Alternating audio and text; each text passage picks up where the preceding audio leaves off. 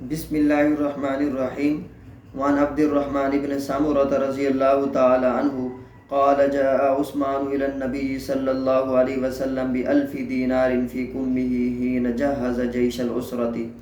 فنثرها في حجره فرأيت النبي صلى الله عليه وسلم يقلبها في حجره ويقول ما زر عثمان ما عمل بعد اليوم مرتين۔ حضرت عبد الرحمن بن سمرة رضی اللہ تعالی عنہ سے روایت ہے، وہ فرماتے ہیں کہ جب رسول اللہ صلی اللہ علیہ وسلم جیش العسرہ کے لیے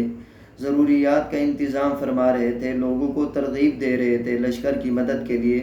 تو حضرت عثمان رضی اللہ تعالیٰ عنہ اپنی آستین میں 1000 دینار لے کر آئے اور وہ حضور صلی اللہ علیہ وسلم کی گود میں ڈال دیے۔ راوی کہتے ہیں کہ میں نے دیکھا کہ حضور اکرم صلی اللہ علیہ وسلم ان اشرفیوں کو اپنی گود میں الٹ پلٹ رہے ہیں، اور آپ صلی اللہ علیہ وسلم نے 2 مرتبہ فرمایا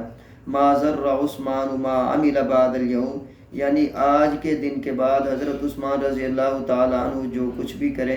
اس سے ان کو کوئی ضرر اور نقصان نہیں پہنچے گا۔ تو پچھلی حدیث جو حضرت عبد الرحمن بن خباب رضی اللہ تعالیٰ عنہ سے تھے، اس میں یہ ہے کہ حضرت عثمان رضی اللہ تعالیٰ عنہ نے 600 اونٹ پیش کیے، اور اس روایت میں آ رہا ہے 1000 اشرفیاں پیش کی۔ تو ابتداً جب آپ صلی اللہ علیہ وسلم نے لشکر کی مدد کے لیے ترغیب دی تو 600 اونٹ اور 1000 اشرفیاں پیش کی۔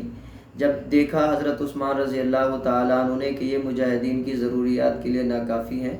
تو پھر ان کے علاوہ مزید 350 اونٹ اور 50 گھوڑے پیش کیے، اور ان کے علاوہ 950 اوقیہ بھی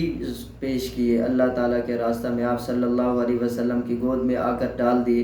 تو آپ صلی اللہ علیہ وسلم بہت خوش ہوئے اور ان اشرفیوں کو اپنی گود میں الٹ پلٹ رہے تھے،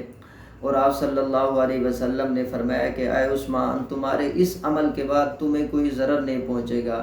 نقصان نہیں پہنچے گا۔ مطلب یہ تھا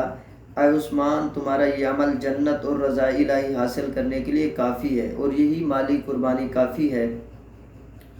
اب یہ یا اس کا دوسرا مطلب یہ بھی ہو سکتا ہے کہ یہ مالی قربانی ان کے پچھلے گناہوں کا بھی کفارہ ہے، اور اگر آئندہ ان سے کوئی گناہ سرزد ہو جاتا ہے تو یہ بھی ان کے گناہوں کا کفارہ بن جائیں گے۔ تو دیکھیں ان حالات میں، جبکہ اس لشکر کو حدیث شریف میں جیش العسرہ کہا گیا ہے،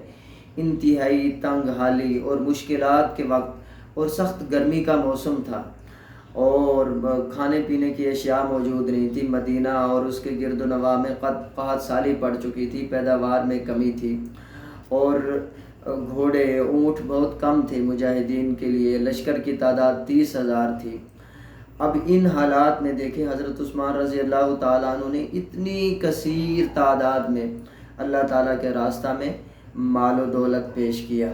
آپ صلی اللہ علیہ وسلم بہت زیادہ خوش ہوئے، اور آپ صلی اللہ علیہ وسلم نے حضرت عثمان رضی اللہ تعالیٰ عنہ کو بشارت دی ہے، اے عثمان، تمہارے اس مالی قربانی اور اس عمل کے بعد تمہیں کوئی ضرر نہیں پہنچے گا، نقصان نہیں پہنچے گا۔ یا پھر اس کا مطلب یہ تھا کہ یہ مالی قربانی اور یہ تمہارا عمل جنت کے حصول اور اللہ تعالیٰ کے رضا الہی کے لیے کافی ہے، ان کے علاوہ تمہیں نوافل وغیرہ پڑھنے کی کوئی ضرورت نہیں ہے۔ اور ایک مطلب یہ بھی محدثین نے بیان کیا ہے کہ اے عثمان، تمہارے اس عمل کی وجہ سے، تمہارے اس مالی قربانی کی وجہ سے تمہارے سابقہ گناہ معاف کر دیے گئے، اور اگر آئندہ بھی تم سے کوئی گناہ سرزد ہوا تو یہ بھی ان کے گناہوں کا بھی کفارہ بن جائے گا۔ تو اس سے حضرت عثمان رضی اللہ تعالیٰ عنہ کی قدر و منزلت کا پتہ چلتا ہے کہ وہ اللہ تعالیٰ اور اس کے رسول صلی اللہ علیہ وسلم سے کس قدر محبت کرنے والے تھے، اور مشکلات کے وقت کس قدر وہ حضور صلی اللہ علیہ وسلم سے مالی تعاون کرنے والے تھے۔ جب آپ نے ترغیب دی، حالانکہ آپ صلی اللہ علیہ وسلم کا دوسرے عام معمول یہ نہیں تھا آپ صلی اللہ علیہ وسلم نے، لیکن اس حالات میں آپ نے جب ترغیب دی، پہلی مرتبہ آپ نے اعلان کیا تو حضرت عثمان رضی اللہ تعالیٰ عنہ کھڑے ہوئے، عرض کیا اللہ کے رسول صلی اللہ علیہ وسلم، میرے ذمے 100 اونٹ بما نندو اور کجاموں کے، یعنی پورے ساز و سامان کے 100 اونٹ میرے ذمے ہیں۔ پھر آپ صلی اللہ علیہ وسلم نے ترغیب دی تو دوسری مرتبہ حضرت عثمان رضی اللہ تعالیٰ عنہ کھڑے ہوئے اور عرض کیا اللہ کے رسول صلی اللہ علیہ وسلم، میرے ذمے مزید 200 اونٹ بما کجاوو اور ساز و سامان کے، پھر آپ صلی اللہ علیہ وسلم نے ترغیب دی تو تیسری مرتبہ حضرت عثمان رضی اللہ تعالیٰ عنہ کھڑے ہوئے اور عرض کی کہ میرے ذمے مزید 300 اونٹ بما کجاوو اور نمدو کے ہیں۔ تو حضرت راوی کہتے ہیں کہ میں نے دیکھا رسول اللہ صلی اللہ علیہ وسلم ممبر سے اتر رہے تھے اور آپ صلی اللہ علیہ وسلم فرما رہے تھے ما علی عثمان ما عمل بعد هذا اليوم، ما علی عثمان ما عمل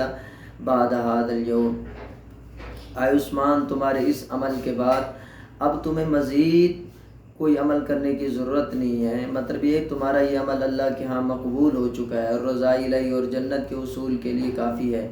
اور تمہیں اس کے بعد کوئی ضرر نہیں پہنچے گا، کوئی نقصان نہیں پہنچے گا۔ اے عثمان یہ تمہارے پچھلے گناہوں کا بھی کفارہ بن چکا ہے، اور اگر آئندہ کوئی گناہ سرزد ہوا تو یہ ان کے گناہوں کا بھی، تو آئندہ کے گناہوں کا بھی یہ کفارہ بن جائے گا۔